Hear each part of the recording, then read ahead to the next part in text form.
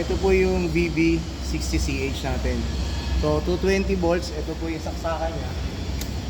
Ayan po, 220 volts po. Kailangan po may ground. So 3 prong po siya. Saksak po natin.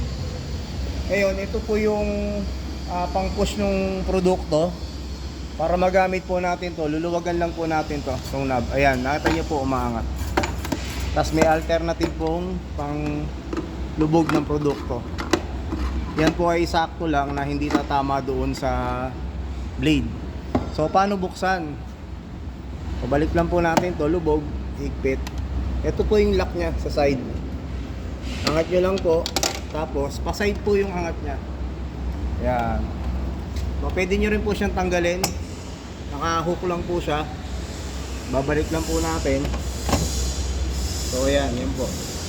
So paano po pagkakabit ng blade? So ito na po siya. May lock po, balik nyo lang po ng konti. Ayan na po, matatanggal nyo na po. So meron lang po siyang kanal.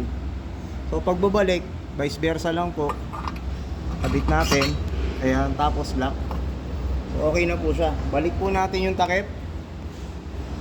Ayan. Tapos lock po natin. Ito po yung lock. Kapag po ito ay hindi na ibalik, nakaganyan po siya, nakabukas, hindi po siya aandar kahit pindutin natin. So may safety po siya. So lapat po muna natin to, yung takip nya. At ilapat, ilock ng maayos, tsaka po natin paandarin. Ito po yung power. So yun na po. Ganun lang din po kasimple. At ganun din po yung pagpapalit do sa ibang blades, same din po nung pagtatanggal at pagbabalik ko.